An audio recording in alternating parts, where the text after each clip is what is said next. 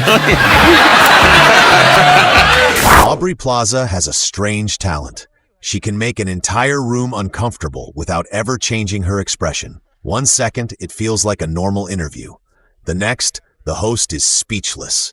The audience is losing it, and nobody can tell whether Aubrey is joking or completely serious. And just when you think you've figured her out, she says something even more unexpected. These are the moments when Aubrey Plaza left everyone wondering, what is she going to do next? Hey, how are you? Are you having a good summer so far? Yes, so many penises.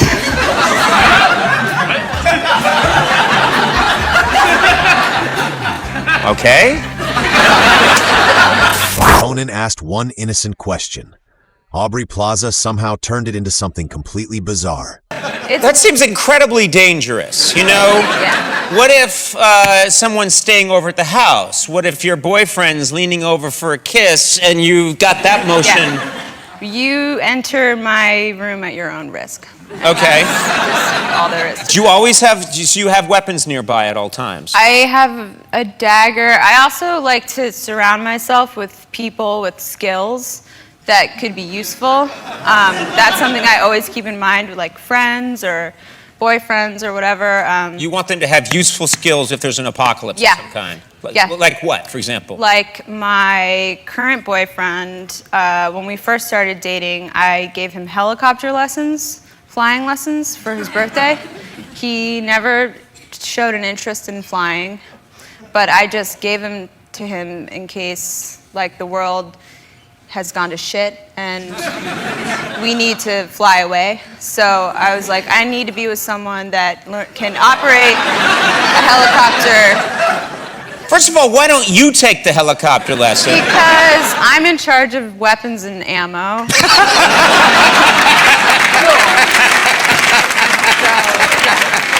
Aubrey Plaza thought she understood the game.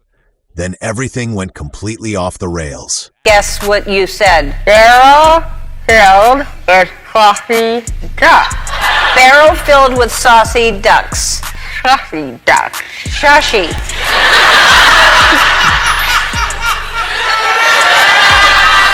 Slossy? Sloppy.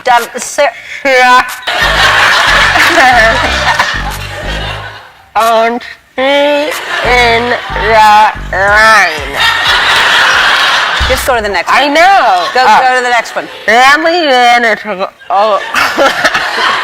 Family.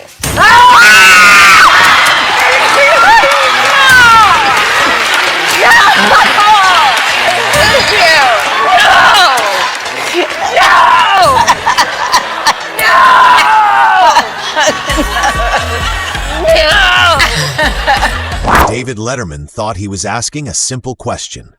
Aubrey Plaza's answer quickly changed that. Yeah, I think they encouraged it. Yeah, I was a weird kid. I did a lot of weird things. I was always dressing up in costumes and running around the woods and... So you lived in the woods in Wilmington? Kind of. Well, one of my houses backed up to the woods, to a cemetery, actually. So I did a lot of things in there. I actually don't know what I'm talking about right now. But You're just kind of making stuff up? yeah. No. I appreciate that. No, all right. But did you have early show business experiences? Yeah, I did community theater, Oh, sure. and stuff like that. Yeah, what kind of productions? Plays. I was a duck. No, I was a chicken in The Ugly Duckling. And Wow, tough gig. I know, right? Chicken in The Ugly Duckling. That doesn't go anywhere. Conan thought he could figure Aubrey Plaza out. One strange answer. Kimmel thought this was going to be a normal interview. Aubrey Plaza had a very different plan. Young lady. Yeah. You have a sex scene with him. We do, yeah. It was fun. Was it fun? Yeah. Because people always say it's not fun, but it was fun. For you, it was fun. Was it fun for him as well? I can't speak for him. you know, it was a long day. They allotted an entire day for it. Oh, they did, really? Oh yeah. How many hours? I'd say about 9, a solid 9, maybe 10. And there was a lot of interesting stuff that went down, you know. One thing in particular was the director, who's British, Dan Mazer, who is awesome, and I loved him. He, you know, it was a little bit of like, we didn't totally plan out the scene. We didn't know how it was going to go down. So there was a lot of like moments where, you know, Dan would call me over and he'd be like, in the next take, Aubrey, why don't you suck on his nipples? Try that. And I'd be like, you want me to do Robert De Niro? And then he'd be like, yeah, suck on his nipples. And then I would go and I'd try to do it, and I'd try to get in there and suck on his nipples, and he was like batting me away, and I didn't know if it was like in character or not, because you never know. Right, yeah, well, sure. Him, and then they cut the camera, and then Dan called me back, and he's like, Bob does not like his nipple area paid attention to. So don't do that. Just when everyone thinks they've figured Aubrey Plaza out, she finds a way to make things even more unpredictable. There was a Delawarean, I believe her name is Kathy, and she saw your potential, right? And apparently she's known as an acting mom, so you've got a lot of moms. Booterball? Are you talking about Booterball? I believe so. Oh yeah, Booterball's the OG. Did she OG help hug. kick your stuff off? Like, Yeah. was she a spark? So Kathy Booterball was running the Wilmington Drama League, which is where I started theater. It was my very first time I ever auditioned or did a play. When my older cousin brought me to an audition, and I was probably 11 or something, and Booterball was there, and she changed my life. She showed me, she taught me all my witchy ways and my acting ways. Kathy's here, also actually. insane. I'm here to surprise you with her. Yeah. Kathy, where are you?